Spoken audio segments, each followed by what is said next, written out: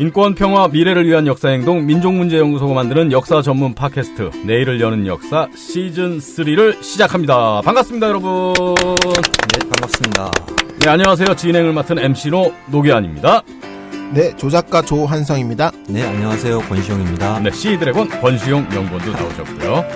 자, 어제부터 만세열전, 네, 우리 조 작가님의 신작을 중심으로 해서 3.1혁명에 참여한 개개인들, 그 면면을 살펴보고 있습니다.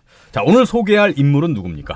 네, 오늘 소개할 인물은 장채극이라는 분입니다. 장채극. 네. 당시 학생이죠? 네, 보성고등보통학교 4학년생이었고요. 이 학생도 마찬가지로 그 보성고등보통학교의 학생 대표였습니다. 네.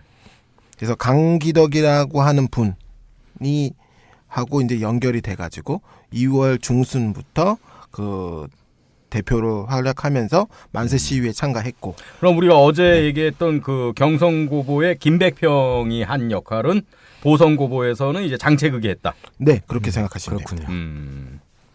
그 친구들이 있는데 전옥결이라고 하는 친구가 있고요. 근데 후배가 이철, 그래갖고 이 세 명이 중심이 돼서 거의 장채극 팀이라고 불러도 될 정도로 이분들이 굉장히 보성고등학교에서 독립운동을 주도를 했고, 이분들은 또 여기서 끝나지가 않아요. 독립선언서 배포하고 만세 시위 참가로 끝나는 게 아니고, 네. 3월 중순에는 그 일본 유학생이 있어요. 일본 유학생 김유인이라고 하는 학생이 있는데, 이 학생하고 연결이 돼가지고 조선 독립신문도 제작을 해요. 그리고 4월 중순에 또 여기서 또 끝이 안 나요. 4월 중순엔 또 뭘 했냐면 한성정부를 선포할 때 그 국민대회라는 걸 하거든요. 그 국민대회를 하는 실행팀 을 학생들이 맡았었어요. 그 학생팀이 누구냐면 장채극 팀입니다. 그러니까 3월 2일부터 시작해가지고 4월 23일 넘어서까지 4월달까지 검거되지 않는 기간이 벌써 2달 동안 되는 거예요. 그러니까 학생들이 대부분 만세 시위하다가 검거되고 막 그러는데 잘 숨어 당겼던 거죠. 그리고 여러 가지 활동을 하면서 4월까지 거의 2달에 걸쳐서 독립운동을 했던 분들이 장채극 팀입니다. 예, 이분들이 그 한성정부에 관여할 수 있었던 이유는 뭐냐면 김사국이라고 하는 나중에 유명한 공산주의자. 네, 서울파 공산주의자인데요. 그렇죠. 이 사람이 이때는 공산주의자가 아니었죠. 이때는. 그렇죠. 그래서 이 사람이 그 학생을 좀 찾다가 같이 도와줄 학생을 찾다가 그 일본 유학생이었던 김유인하고 연결이 돼요. 그래갖고 그 김유인 학생을 통해서 전옥결하고 연결이 되는 거죠. 그래서 전옥결, 이철, 그다음에 장채극 이 세 분이 이 한성정부의 실행팀이 되는 거고요. 이 사람들이 어떤 걸 계획했냐면 국민대회라는 걸 할 건데, 그 국민대회를 할 때에 세 가지 계획을 해요. 하나는 자동차 세 대를 빌려가지고 각 자동차에 한 명씩을 태워요. 그래갖고 동대문, 서대문, 남대문에서 출발을 시켜가지고 자동차로 이동해 오면서 거기에 그 선포문을 뿌리고 문건을 뿌리고 그다음에 만세를 부르면서 분위기를 막 만드는 거죠. 만세 분위기를. 이러면 곧장 잡혀가지 않나요? 그래서 자동차로 하려고 하는 것 같아요. 자동차로 한 것 같고요. 그다음에 종각 앞에 3명을 배치했어요. 시위를 주도할 할 3명. 그 자동차 3군데에서 출발해서 종각에서 다 모이기로 한 거군요. 그렇죠. 네, 맞습니다. 그래서 그 보신각 앞에 한성정부 선포터인가? 그런 포석도 있어요. 그러니까 지금. 한성정부라는 임시정부를 선포하겠다 이거 아닙니까? 네, 맞습니다. 그래서 그 3명, 시위자 3명을 종각에다가 배치를 해놓고 이 사람들이 먼저 만세를 부르면 그 다음에 이제 주변에서 따라서 이제 만세를 부르도록 하는 건데, 이때 이 종각 앞에 노동자 3,000명을 동원하려고 했어요. 그래가지고 노동자 3,000명을 모아서 이 노동자 3,000명을 지휘하는 게 이 세 사람이 되는 거예요. 그래갖고 그런 시위를 막 하고, 그 다음에 이제 시내에 설인동이 있어요. 설인동에 중국 인십정이었던 봉춘관이라는 곳에 그 13개도 대표를 모으기로 했어요. 여기다가 13개도 도표를 미리 정해놨었거든요. 그래서 이 대표들이 이곳에 모여가지고 여기서 그 임시정부를 선포하는 선포식을. 일단 시나리오는 시나리오는 상당히 다이나믹하고 멋진데요. 그렇죠. 스케일도 있고 네, 스케일도 노동자 3,000명에 13개 도의 도 대표가 다 모이고 네네. 예? 이러면은 진짜 좀 어떻게 보면은 임시정부로서 선포식에 걸맞는 그런 스케일이 아닌가. 네, 맞습니다. 잘 됐습니까 이렇게? 실제로는 잘 안 됐어요. 아 그러니까 제가 그래서 여쭤보거든요. 이게 네. 일단은 노동자 3,000명을 이렇게 조직한다는 게 이게 쉬운 일이 아닐 것 같은데. 그렇죠. 예. 3,000명이 안 모였어요. 그것도 문제지만 예.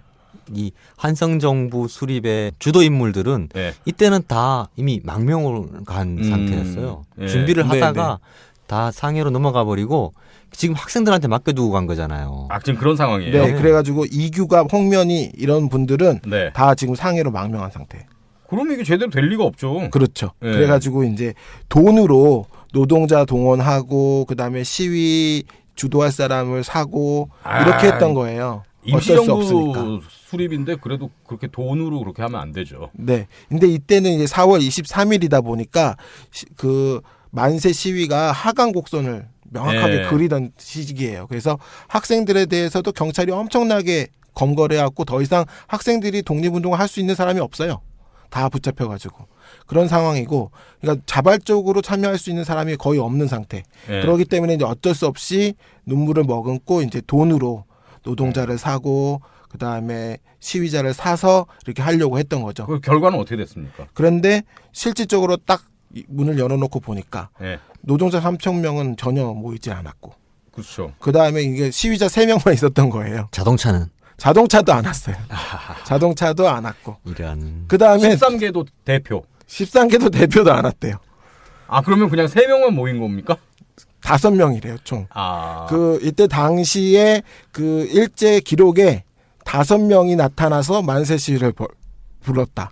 그래갖고 추격해가지고 바로 종로경찰서가 바로 앞에 있으니까 추격해가지고 그 중에 2명을 붙잡은 거예요. 결국 2명한테 그 너네들의 계획이 뭐냐라고 물었더니 이 계획을 다 푼 거죠. 그래가지고 이제 다 들통나고 실패로. 역부족이었네요. 역부족. 네, 역부족인 상황. 일단은 3.1 혁명이 명백하게 아까 하강곡선이라고 말씀을 네. 하셨고, 그리고 지도자들은 다 해외로 망명이 돼 있는 상태였고, 그런데 뭐 어떻게 학생들 몇 명으로 이거를 한다는 게 불가능하죠. 네. 예. 그런데도 이 학생들이 포기를 하지 않았어요. 이 장채극, 김유인 이 학생들이 그 다음에도 또 풍선에다가 네. 막 선포문을 넣어가지고 띄워가지고 아이디어는 기가 막히지 않습니까? 역시 그 당시에 학생이면 이제 가장 첨단의 어떤 감각이 있으니까 그 당시에 첨단의 기법으로 네, 풍선을 띄워가지고 한성정부 선포. 선포를 막 알리려고 하는 그런 시도도 하고. 나중에 그러면 어떻게 됩니까? 근데 이분들이 예. 이때의 인연을 계속 이어가요. 아, 평생 네, 서로 평생 변절하지도 않고. 변절하지도 않고 아. 끝까지 독립운동을 하는데 어느 계열 독립운동을 하게 되는 거죠? 사회주의자. 아, 사회주의 계열에서. 그래서 이분들이 아까 김사국하고 인연을 맺었다 했잖아요. 네. 김사국, 장채극, 김유인이 평생 동지가 돼가지고 서울파 공산주의자로 독립운동을 계속해서 고려공산동맹의 그 책임자들이 됩니다. 그래서 그렇게 활동을 하는 거고요. 3.1운동이 이 3명의 그 인생을 바꿔놨다고 사실 해도 될 정도라고 네. 생각이 드는데요. 그 삶의 어떤 좌표 같은 걸 진짜 이렇게 확 틀어버렸네요. 네, 네. 자, 3월 5일에 있었던 남대문역 시위에 대해서도 좀 우리가 짚어볼 필요가 있는데, 네. 네. 3월 5일 남대문역 시위는 3월 1일 당일 시위와 어떤 점이 좀 다르죠? 네, 그 3월 1일 시위는 처음 시작은 이제 종교인들이 한 거잖아요. 민족 대표 33인이 그 3월 1일 날 독립선언을 파고다 공원에서 하기로 한 거죠. 예. 그리고 이제 학생들이 그러면 그때 모여가지고 만세 시위를 벌이겠다. 그래서 그렇게 해서 도와주겠다라고 하게 된 거고요. 3월 5일 시위는 종교인들하고는 전혀 상관이 없어요. 그러니까 학생들이 3월 1일 시위로 끝내선 안 된다. 그 다음에도 2차, 3차, 4차 할 수 있는 한 계속적인 시위를 벌려야 된다라고 생각을 했고, 그런 생각으로 3월 5일 날도 시위를 해야 된다라고 생각을 해서 2회 시위를 결정을 한 거예요. 이 독립선언을 준비하는 단계에서 1선 대표, 2선 대표 이런 걸 정해놨잖아요. 네, 맞아요, 그렇죠? 맞아요. 1선 대표가 잡히면 2선 대표가 그 뜻을 이어가지고 독립 만세 시위를 계속해 나가겠다. 예. 이런 계획이었던 거죠. 네. 그래서 강기덕, 김원벽 이런 분들이 1선 대표인데 1선 대표가 책임졌던 건 뭐냐면 3월 5일 시위를 주도하는 거예요. 네. 그리고 이선 대표는 그 이후의 시위를 주도하게 하는 거고요. 이게 한유건이라던가 뭐 그런 분들이 이선 대표가 되는 거예요. 한창환. 네, 한창환. 네, 네. 맞아요. 예. 그래서 3월 5일 시위에는 몇 명 정도가 참가를 했습니까? 네, 3월 5일 시위는 네. 일본 공식 기록으로 1만 명이 모였다 그래요. 네, 3월 1일 시위의 그 공식 기록은 3천 명이거든요. 근데 이게 일제 기록이잖아요. 네, 말도 안 그러면은 되겠죠. 훨씬 축소된 거 아닙니까? 그렇죠. 요즘도 뭐 그러잖아요. 경찰 주산 네, 다르고 경찰 주산 다르고. 주최 측 주산 다르고. 그렇죠, 그렇죠. 그렇죠. 예. 네. 근데 이때도 분명 그랬을 거 아니에요. 그렇죠. 3천 명이 모였는데 네. 3월 2일 시위의 문제점이 뭐냐면 제대로 진압을 못해요. 3월 1일 날 경찰과 군인들이 그냥 주요 지역들만 지켜요. 조선총독부를 지킨다든지 그런 관공서만 지키지 그 제대로 진압을 못하거든요. 3천 명이 모였는데 진압을 못한다는 게 말이 안 되는 거잖아요. 솔직히. 네. 훨씬 많은 사람들이 모였을 가능성이 높고 실제로 서울역이라던가 그런 덕수궁 앞이라던가 이런 데에는 그 고종 그 장례식을 보겠다고 모여든 사람들이 수만 명이 있었단 말이죠. 네, 이런 맞아요. 분들이 자연스럽게 같이 시위를 했을 가능성이 높은 거죠. 3월 1일 시위도. 한 10배는 봐야겠는데요. 아, 그럼 일제 기록의 한 10배까지 봐야 되는 겁니까? 그건 그냥 제 생각이에요. 제가 생각엔 그래도 최소한 2.5배 이상은 되지 않을까. 네. 예, 그런 생각이 듭니다. 네, 네. 예. 그럼 3월 5일 시위에 이제 참가한 인원이 대폭 증가했잖아요. 네. 네. 3월 5일 시위가 더 많았던 이유 중에 하나가 3월 1일 날 그렇게 시위 진압을 제대로 못하는 모습을 본 거죠. 이게 굉장히 충격을 줬을 것 같아요. 그리고 못 나왔던 3월 1일 시위에 못 나왔던 학생들도 그렇죠. 대규모로 나왔던 거죠. 네. 그럼 3월 5일 시위의 그 당시의 모습 뭐 좀 이렇게 기록으로 남아 있는 게 있습니까? 어떤 식으로 이렇게 시위를 하고 뭐 네. 그랬는지. 강기덕하고 이제 김원벽 그 학생 대표 두 명이 네. 그 인력거에 타고 각각 어. 인력거 2대를 동원해가지고 타고 시위를 벌였대요. 아. 조선 독립이라고 쓴 깃발을 두 사람이 같이 흔들면서. 아. 그러니까 예전에는 이게 트럭 같은데 학생회장이나 이런 사람이 타서 네. 이렇게 마이크를 네, 잡고 맞습니다. 얘기했다면 트럭이 아니라 이제 인력거를 타고 지휘를 한 거네요, 시위대를. 네, 뭔가 좀 기동성을 살리면서 네. 그래갖고 쫙 앞으로 지휘하면서 나갔는데 네. 시위를 시작한 지 10분 만에 강기덕이 잡혀요. 그렇죠. 인력거 타고 그렇게 하면은 눈에 띌 수밖에 그렇죠. 없으니까 먼저 검거가 되죠. 네. 잡히고 그다음에 이제 그 김원벽도 뭐 몇 분 더 지나지 않아서 또 잡히고. 그러니까 이제 지도자가 그렇게 있으면은 그거를 이렇게 가드가 있어야 되는데요. 그러니까 안 이제 그렇습니까? 네. 이게 시위가 이렇게 익숙하지 않다 보니까 그런 기술이 전투조가 옆에 네. 이렇게 쫙 있으면서 맞아요. 해야 되는데 기본적으로 또 우리 3.1혁명은 비폭력 노선이었으니까. 예?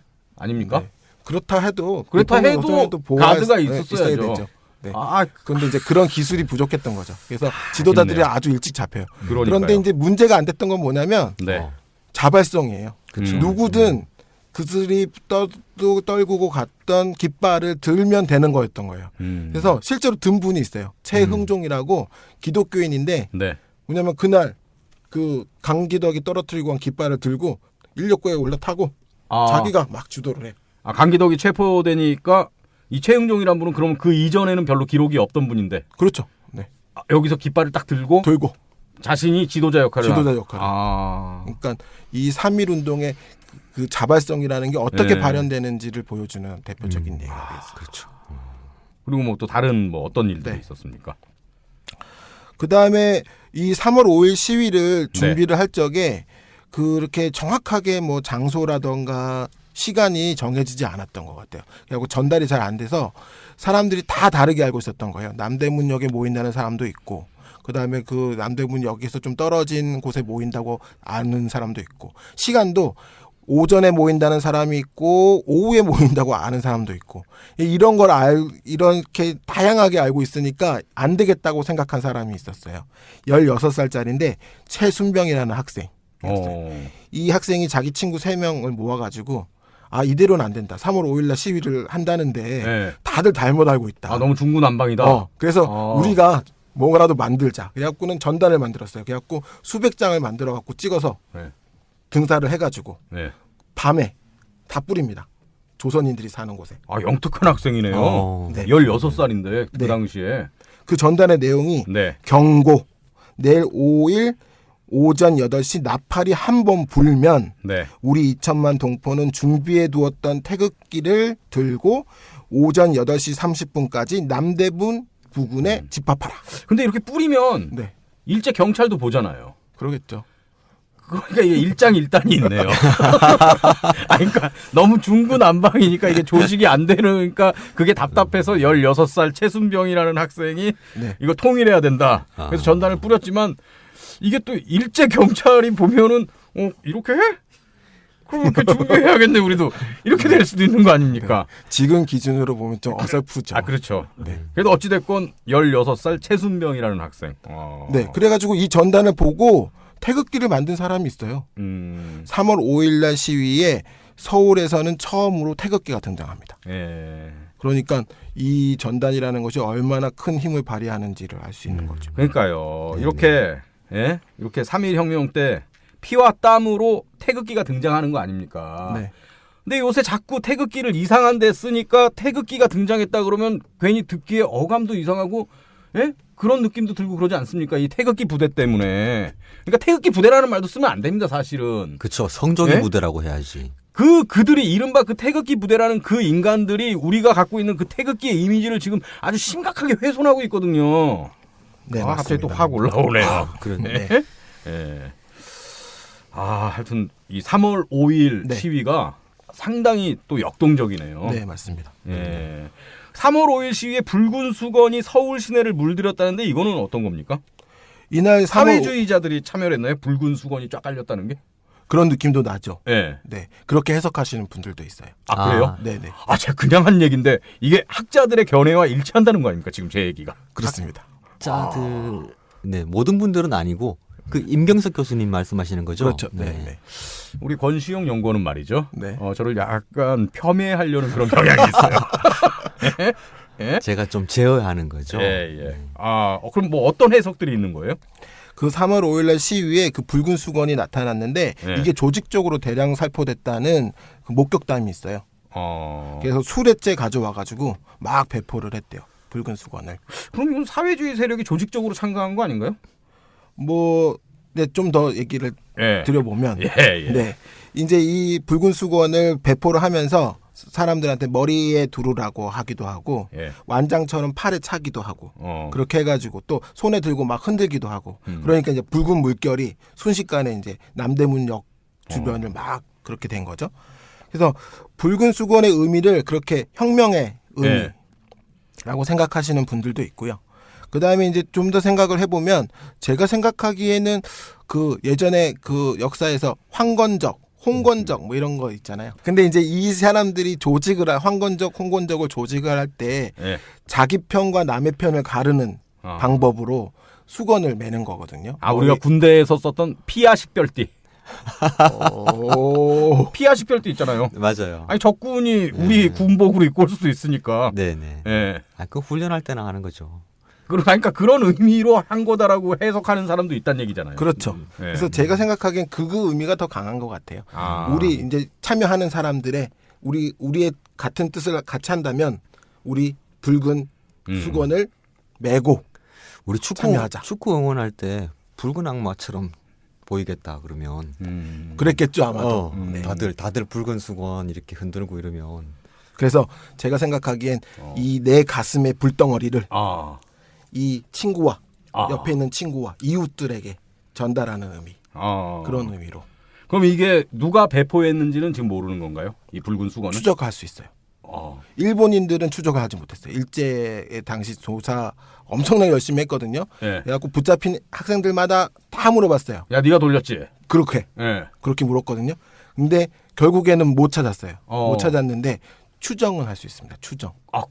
일제 경찰도 못 찾은 걸 우리 조 작가가 찾았다는 게 아닙니까? 그렇게까지 과장하시면 그렇게까지 아니에요? 그러니까 추정해 보면 자료를 통해서 추정을 해볼 수 있어요. 추정을 한번 해볼게요. 이날 그 보성고 2학년이었던 그 급장 이시영이라는 학생이 기론봉 같은 학생들에게 붉은 수건을 나눠줬다가 붙잡혔어요. 예. 이건 그래서 기록으로 남아 있는 네네. 거죠. 예. 이시영한테 물었어요, 경찰이. 도대체 이 수건을 누구한테 받았냐? 예. 그랬더니 이시영이 뭐라고 대답했냐면 나한테 수건 3장을 준 사람은 전옥결이다. 전옥결. 장채극 팀. 장채극 팀. 예. 전옥결이 또 나왔어요. 예. 전옥결이다. 그래서 전옥결이 붙잡혔을 때 경찰들이 또 물었어요. 전옥결, 너는 그 붉은 수건을 도대체 누구한테 받았냐? 그랬더니 전옥결이 뭐라고 대답했냐면 이름을 모르는 누군가에게 받았다. 거기서 끊겼군요. 일제 경찰은. 일제 경찰은 여기서 끊겼어요. 예. 그런데 생각을 해보면 전옥결은 장채극 팀이잖아요. 그리고 장채극은 누구랑 연결돼 있었죠? 강기덕. 강기덕과 연결돼 있었죠. 그래. 그렇다면 그 강기덕이라고 하는 사람은 누굽니까? 학생 대표. 지도부의 대표잖아요. 그러니까 다시 말하면 이렇게 조직적으로 배포했고 그 다음에 이렇게 그게 가장 윗선까지 연결돼 있는 인맥이 있다고 한다면 그러면 이건 누가 한 것이냐? 그렇다면 붉은 수건은 결국 그러면 누가 배포한 겁니까? 그래서 이제 추정하기를 학생 지도부 다시 말하면 강기덕을 비롯한 김원벽 세력들이 혹시 조직적으로 준비한 것이 아닌가. 그거를 그 학생 그 중등학교 대표들한테 조직적으로 이제 나눠줘가지고 이걸 배포하게 된 것이 아닌가. 그렇게 추정해 볼 수 있는 거죠. 전문학교 학생들로 구성된 학생 지도부에서 이런 걸 계획을 해서 그다음에 그 이제 조금 밑에 있는 학생들인 고등보통학교 학생들한테 이런 걸 나눠주고 널리 조직적으로 배포해라. 이렇게 했을 것이라고 우리 조 작가님이 추정하시는 거죠. 이건 추정이죠. 장채극 팀이 상당히 한 일이 많네요. 그렇죠. 여기저기 등장하죠. 자, 3월 5일 시위에 대해서 이렇게 얘기를 했는데 이때 시위에서 이렇게 잡혀가면 뭐 우리가 뭐 얘기 많이 했습니다만 정말 상상을 초월하는 그런 고문을 당하지 않았겠습니까? 당시에 그 미국 기독교 교회 총연합회 동양관계위원회라고 하는 단체에서 그 만든 한국의 정세라는 책이 있어요. 이 책은 뭐냐면 조선에 거주하는 그 외국 선교사들이 중국을 통해 가지고 비밀리에 그 한국에서 목격한 거, 조선에서 목격한 목격담들을 다 써가지고 중국을 통해 가지고 해외로 유출을 시켜서 미국에서 모아가지고 이렇게 만든 책자거든요. 그래서 이 책자를 만들 때 워낙에 그 잔인한 것들, 극단적인 내용들이 많아가지고 이쪽에서 믿어지지 않는 것들은 다 지웠대요. 지우고 이렇게 묶었는데 그렇게 묶은 것도 상당히 지금 읽어보면 굉장히 잔인한. 제가 조 작가님 책에서 이제 이 대목을 읽고 정말 가슴이 아프고 정말 입에서 제가 평소에 욕을 못 하는데 욕이 나올 정도로 너무 참혹하더라고요. 여기에 3월 5일 시위에 참가했다가 붙잡혀서 그 고문을 당했던 여학생의 진술이 나와요. 제가 한번 읽어보겠습니다. 나는 무릎을 꿇고 앉은 채 대답할 때마다 얼굴을 한 대씩 얻어맞았다. 그들은 내 얼굴에 침을 뱉으며 저주와 욕설을 퍼부었다. 이 더러운 창녀야, 너 애뱉지? 하며 욕했고 가슴을 드러내 보이라는 명령을 듣지 않자 윗옷을 찢어버리고 몸서리 쳐지는 온갖 못된 말을 했다. 그들은 내 손가락들을 한데 묶고 이를 획 잡아당기기도 했는데 마치 손가락들이 모든 손에서 빠지는 것 같았다. 나는 경찰서에서 5일을 지낸 후 서대문 감옥으로 송치되었다. 거기서 그들은 나를 발가벗겼으며 남자들이 모두 내 몸을 보았다. 옷을 입고 방으로 인도되었는데 방에는 나 같은 처지의 사람이 16명이나 있었다. 이튿날 여러 명이 들어와 나를 발가벗긴 채 저울로 몸무게를 달았다. 이들도 비웃으면서 내게 침을 뱉었다. 간수는 내게 공개 재판을 받게 될 것이라고 했다. 나는 내 사정을 털어놓을 기회로 보고 공개 재판에 기대를 걸었으나 어느 날 재판도 받아보지 못하고 나의 죄상이 무엇인지 들어보지도 못한 채 석방되었다. 특히나 그 체포된 여성들, 여학생들에게 정말 정말 아주 참혹한 그런 고문이 자행이 됐네요. 그 이런 고문이라던가 남성도 마찬가지고 여성에 대한 이런 그 성고문에 가까운 폭행, 고문 이런 것들은 사실 이 사법 제도에도 문제가 있지만 이때 당시에 그 이것을 운영하는 그 문화의 문제이기도 하는 거거든요. 그래서 이 제도를 운영했던 일본인들이 이러한 문화를 용납했기 때문에 이런 고문들이 자행되는 거잖아요. 그리고 전혀 문제 없이 아무도 항의하지 않는 상태로 그렇게 그냥 지나가 버리고. 그래서 결국에 생각을 좀 해보면 이때 당시에 한국인들이 경험했던 거는 일본의 식민지가 있었던 다른 곳에서도 분명히 똑같이 자행됐을 거예요. 네. 대만이라던가 중국의 랴오뚱 반도에 있던 중국인들이라던가. 제가 이거 읽은 다음에 기분이 상당히 지금 안 좋아졌어요. 네. 이게 아까 그 보고서 네. 그 가운데 너무 잔인해서 그러니까 보고서 한국의 정세라는 그 보고서 얘기를 하는 거죠. 네네 맞습니다. 네. 거기서 너무 잔인해서 이거는 좀 거짓말 같다 그런 건 빼고 뺀 내용 중에 있는 거잖아요. 그렇죠. 네. 그러니까 이거만 봐도 이 일제가 얼마나 그 야만적이고 진짜 짐승 같은지 네. 우리가 알 수 있는 거 아니겠습니까? 네, 맞습니다. 네. 그 박은식이 쓴 그 한국 독립운동 지열사에 보면은 네. 그 일본 경찰들이 어떻게 신문을 하는지가 나오는데 묘사한 대목이 나오는데 경찰이 범죄자로 지목하는 한 사람을 그 아무런 그런 신문 절차 없이 바로 체포한 다음에 뭐부터 하냐면 구타부터 한대요. 예. 그 지금 읽은 부분에는 없지만 그 여학생도 앞부분 체포된 부분에서는 무조건 구타예요. 뭘 물어보지도 않고 계속 구타하는 거예요. 정신을 완전히 쏙 빼놓는다는 거죠. 네. 그런 상태로 정신이 몽롱해진 상태로 신문을 시작한다고 하고요. 그 신문을 시작한 다음에 억지로 증언을 빼내가지고 그 모든 증언들이 다 증거 자료가 돼요. 재판의 근거 자료가 됩니다. 그래서 형사, 경찰 앞에서 한 거, 검찰 앞에서 한 거, 그다음에 예심 판사 앞에서 한 모든 단계의 신문 기록들이 다 증거로 채택이 되는 거예요. 그러니까 그 실제로 재판이 벌어진 후에 이제 좀 더 자유롭게 말할 수 있는 분위기가 돼서 진술을 번복을 해도 형사 때 그 경찰 앞에서 했던 증언, 검찰 앞에서 했던 증언이 다 발목을 잡아서 그 일본인들이 원했던 형으로 그 관철이 돼버리는 그런 식의 사법제도를 운영했던 게 일본이었다라고 박은식 선생이 쓰고 있습니다. 네. 자, 좀 다른 얘기를 또 하나 해볼까요? 그 인터넷에 보면은 신승이라는 조선인 형사가 독립선언서 인쇄 현장을 포착했으나 민족적 양심으로 일제 당국에 알리지 않았다가 나중에 들통나 자살했다는 이야기. 네. 요런 게 있습니다. 이게 굉장히 네? 유명한 이야기죠. 그러니까 네. 네. 친일 형사의 네. 어떤 네네네. 아름다운 모습. 네. 그렇죠. 뭐 이런 거. 친일파 형사마저도 네. 이 3.1운동, 3.1혁명의 와중에 이런 미담을 남겼다. 네. 이런 얘기가 떠돌고 있어요. 네. 또 이제 또 다른 버전도 있어요. 떠도는 것만은 아니고 제가 얘기한 거 말고 네. 다른 버전도 있어요? 악명 높은 친일 형사가 네. 뭐냐면 천도교한테 5,000원을 받고 네. 묵인 해줬다가 비리로 점철된 거죠. 그런 묵인을 했다가 나중에 이제 그 들통이 나가지고 자살했다. 그런 얘기도 있어요. 그러니까 두 가지 버전으로 막 전달이 되고 있어요. 요거 한번 팩트 체크해 볼까요? 이 얘기가 그러면 뭐 그 당시에 뭐 어떤 뭐 보도가 됐다거나 뭐 기록이 있다거나 그런 게 있습니까? 네, 처음에 알려진 게 매일신보에서 기사가 나갔는데 매일신보에 뭐라고 보도가 된 거냐면 천도교의 음모를 포착을 했으나 5,000원의 뇌물을 받고 숨겨줬다가 검거돼가지고 신문을 받다가 자살했다. 이렇게 이제 적혀 있어요. 여기에는 이제 뭐가 빠져 있냐면 독립선언서를 포착했다라고 하는 것이 빠져 있어요. 그럼 이게 어디까지가 사실이고 어디까지가 좀 허구인 거고 그런 거죠?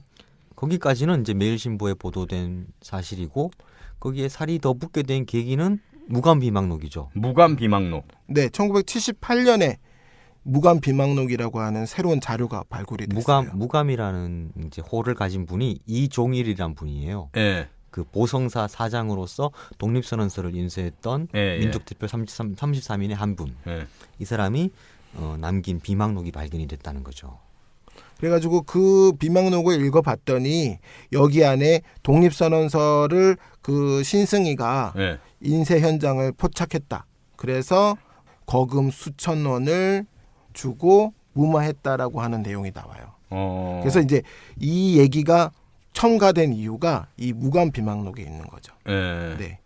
그래서 이제 이게 굉장히 화제가 됐던 것 같아요. 당시에 이게 굉장히 극적이잖아요. 예. 일제 경찰이 그 인쇄 현장을 포착했는데 좀 민족적 양심으로 또는 그런 비리 돈을 좀 받고 돈으로 좀 받고 묵인해줬다 이런 얘기니까 그래서 화제가 돼가지고 이때 당시에는 이제 그런 아름다운 친일 경찰 그러니까 3.1 독립선언이 시작도 못하고 실패로 네. 끝날 수 있었던 그런 아주 극적인 순간이었던 거죠. 그 3,000원을 받은 거 아니에요, 어찌됐건. 3,000원? 5,000원. 근데 거금이잖아. 어마어마한 거금인데. 그 금액도 네. 정확한 건지는 또 다른 의견도 있으니까. 왜 이 네.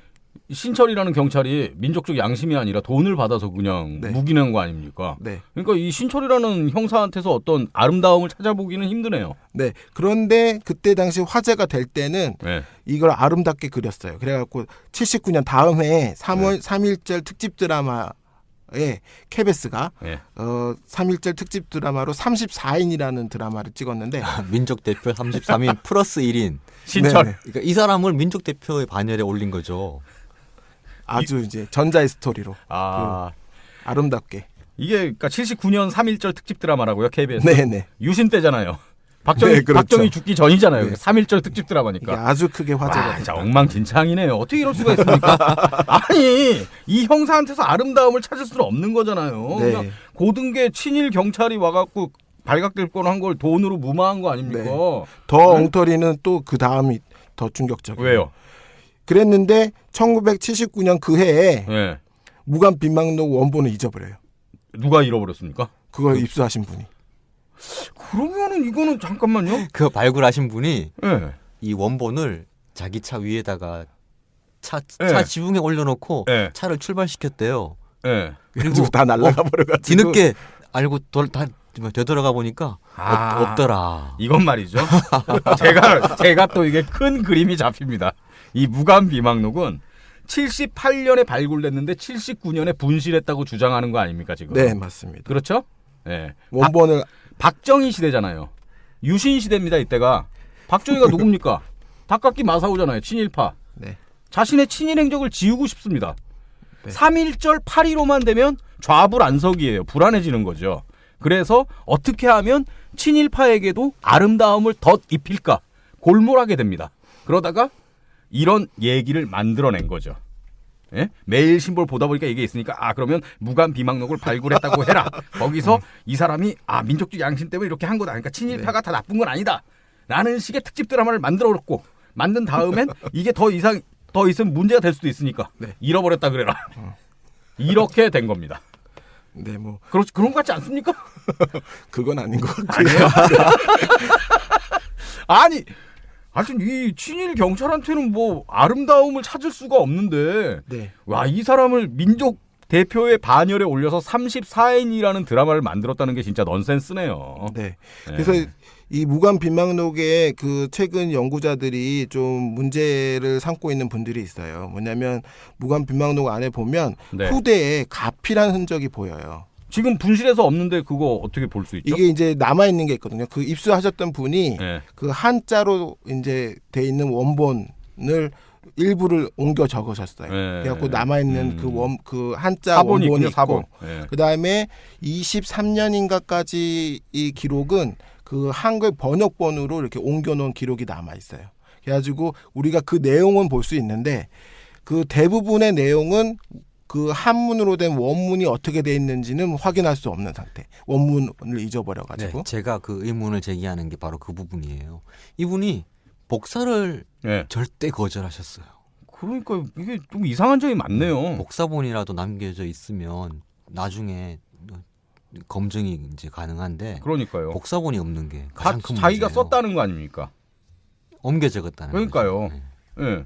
거기서 어떻게 바뀌었는지 모르는 거잖아요. 네. 그래서 이제 그 내용상으로 이렇게 따지고 들어가신 그 학자분들이 있는데 그분들의 의견에 의하면은 이건 분명히 후대에 가필한 부분, 덧붙인 부분들이 있어 보이는 그런 부분들이 곳곳에 있다는 거죠. 그래서 이 무관 비망록을 그렇게 막 전체를 다 믿고 이용하기는 굉장히 지금 그 문제가 있는데 몇몇 분들은 이렇게 막 적극적으로 활용하시려고 하는 분들이 있어가지고 좀 문제가 되고 있습니다. 1919년 4월달에 그 발표된 그 전단이 하나 있어요. 예. 의용대장이라고 쓰여진 그 명의로 발표된 전단이 있는데 거기 한번 읽어보시면 좋을 것 같아요. 예. 무도한 승이여 오장육부가 있다면 그대는 스스로 깨달을 것이다. 그대도 조선의 혈통을 받고 그대 조상 이래 신성한 조선민족이라는 가명 아래 생을 누려왔다. 그대 이제 부모의 살을 깎고 형제의 피를 마신다. 하늘에 만약 뜻이 있다면 어찌 천벌이 없겠는가. 나는 그대의 업을 그만두라고 하지 않는다. 도리어 간절히 그대의 업에 근면하기를 권고한다. 그리고 후일 장판교 위에서 만나자. 아 끔찍한 저 피를 빠는 형사. 어찌 그대 한 사람뿐이겠는가. 그대들의 총칭. 오. 그러니까 뭐 악독한 경찰의 대명사다 너는. 네, 민족의 피를 빠는 형사다. 그렇죠. 이 얘기 아닙니까? 네, 그러니까 34인 그 드라마 너무 나간 아 거죠. 그러니까요. 79년 그 유신 때 나왔던 34인 이거 KBS 사과해야 됩니다. 아니 공영방송 이러면 안 되죠. 이거 사과해야 됩니다. 이거 명백하게. 네. 예, 예. 그리고 이제 또 팩트체크를 좀 몇 가지 더 해보면 자살한 거 맞습니까? 자살이요? 예. 자살도 아닌 것 같아요. 이때 윤치호 일기에 네. 이 남아 있는 게 있어요. 윤치호가 원래 개성에 땅이 있는 땅 부자입니다. 그래가지고 개성 경찰서에 있는 경찰들하고 좀 친했던 것 같아요. 일본인 경찰들. 네, 일본인 경찰들하고. 그래갖고 어느 날 그 점심을 같이 먹는데 일본인 그 개성 경찰서장 경부의 그 경찰서장하고 그 다음에 여기 나오는 하시모토 경부보라고 하는 사람하고 예. 같이 점심을 먹는데 점심 시간에 얘네들이 뒷얘기를 해준 거죠. 사실 신승희는 네. 용산 헌병대에 끌려가가지고 헌병들한테 맞아 죽었다. 맞아 죽었다. 고문을 받다가 죽었다. 그렇게 개처럼 충성을 했는데도 예. 결국은 또 그렇게 맞아 죽었네요. 네.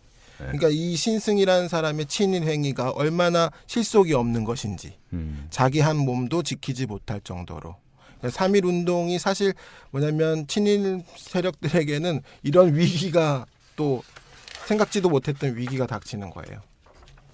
그러니까 일본인들이 가장 자기가 수족으로 부렸던 조선인들마저도 그런 친일 경찰들마저도 그 자기의 편으로 믿지 못하는 상황에 빠져드는 거죠. 네. 자, 어제 오늘 이틀 동안 우리 조 작가님의 신간 만세의 열전을 중심으로 해서 100년 전 그날 3.1 혁명에 참여했던 사람들의 면면을 살펴봤습니다. 네. 우리 조 작가님 꼭 이 얘기를 하고 싶다. 뭐 그런 거 있습니까? 네. 시문이 남겼던 어머니에게 남겼던 편지로 끝을 맺고 싶습니다. 어머님, 우리가 1000번 만번 기도를 올리기로써니 굳게 닫힌 옥문이 저절로 열려질 리는 없겠지요. 우리가 아무리 목을 놓고 울며 부르짖어도 크나큰 소원이 하루아침에 이루어질 리도 없겠지요. 여기서 크나큰 소원은 독립을 말하는 거예요. 그러나 마음을 합하는 것처럼 큰 힘은 없습니다. 한데 뭉쳐 행동을 같이 하는 것처럼 무서운 것은 없습니다. 우리들은 언제나 그 큰 힘을 믿고 있습니다. 라고 얘기를 했어요. 네, 굉장히 멋지죠? 그렇습니다. 저는 이 글이 뭐냐면 3.1 운동 전체를 사실 보여준다고 생각을 해요. 3.1 운동이라고 하는 것은 3.1 혁명이라고 하는 것은 그 수많은 사람들이 포기하지 않고 끝까지 싸우려고 했던 그런 역사였다는 거고요. 그리고 이 싸움이 이 3.1 운동에서 끝나는 게 아니고 나중에 광주 학생운동, 그다음에 45년도에 있었던 그런 건국 당시의 그런 운동들, 그다음에 4.19, 네, 4.19, 그다음에 5.18 광주 민주화 운동, 그다음에 6월. 네, 맞습니다. 거기까지 그리고 최근에 있었던 촛불 시위, 촛불 혁명까지 이 역사가 끊임없이 이어져 왔다는 거죠. 우리나라 사람들이 끝까지 포기하지 않고 가만히 있으라고 하는 그런 부당한 요구를 받아도 포기하지 않고 끝까지 싸우는 역사를 만들어 왔고 그 시작에 3.1 운동이 있다라고 정리하고 싶습니다. 깔끔한 정리였습니다. 네. 훌륭한 말씀이었는데. 우리 시드래곤은 뭐 하고 싶은 말씀 없습니까? 저는 우리 조 작가님의 만세 열전을 읽으면서 네. 기억에 남는 사람이 있어요. 덕수궁 파출소 순사보로 있던 정호석이라는 사람인데요. 네. 이 순사보로 있던 정호석이라는 사람이 3월 5일에 만세 시위에 참여를 했어요. 아, 순사본데요? 네, 순사본데. 아까 우리 신승이라는 경찰하고는 좀 다르죠. 네. 이 사람이 손가락을 물어 뜯어서 태극기를 그리고 네. 그리고 학교로 찾아갑니다. 태극기를 들고 10살 아이, 자기 아이가 다니는 학교로 갔어요. 그 학교로 가서 아이들에게 함께 만세를 부르자고 얘기를 합니다. 아이들이 따라 나와요. 그리고 그 아이들을 따라서 교사도 나오는 거죠. 함께 만세를 부르고 나가는 거예요. 행진을 하는 거예요. 그 조 작가님이 최연소 시위대라고 표현을 하셨어요. 이 이야기를 읽으면서 저는 그 촛불, 아까 조 작가님도 말씀하셨지만 촛불혁명이 떠올랐어요. 우리 촛불 시위 때 저도 그렇지만 아이들을 데리고 나온 부모들 많이 있었잖아요. 그때 부모들의 마음이 어땠을까? 우리 부모들이 아이를 데리고 나오면서 바로 이 역사의 현장 그리고 우리가 만들고자 하는 나라라는 그 미래, 나라의 미래를 내 아이에게 보여주고 싶다. 그런 마음이 있었잖아요.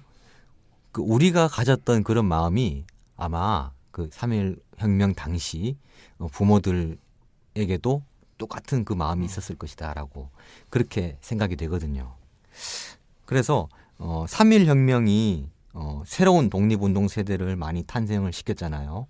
그랬듯이 우리가 몇 년 전에 겪었던 촛불혁명이라는 것도 그 촛불혁명, 그 집단 경험이 앞으로 우리가 살아갈 우리 사회 속에서 나타나게 될 뭐랄까요, 사회를 또는 역사를 거꾸로 되돌리려는 그런 세력들이 나타났을 때 그들을 막아내고 막아낼 수 있는 그런 방어막, 버팀목이 될 것이다. 이렇게 생각을 했거든요. 그러니까 3.1 혁명 100주년을 돌아보면서 3.1 혁명이 그 이후의 100년이라는 우리 사회를 이끌어오는 힘이 되었다라면 물론 3.1 혁명이 앞으로도 그런 힘이 될 것이지만 덧붙여서 우리 세대가 경험했던 촛불 혁명도 우리 앞으로의 우리 역사를 이끌어가는 큰 힘이 될 것이다. 이런 생각을 했습니다.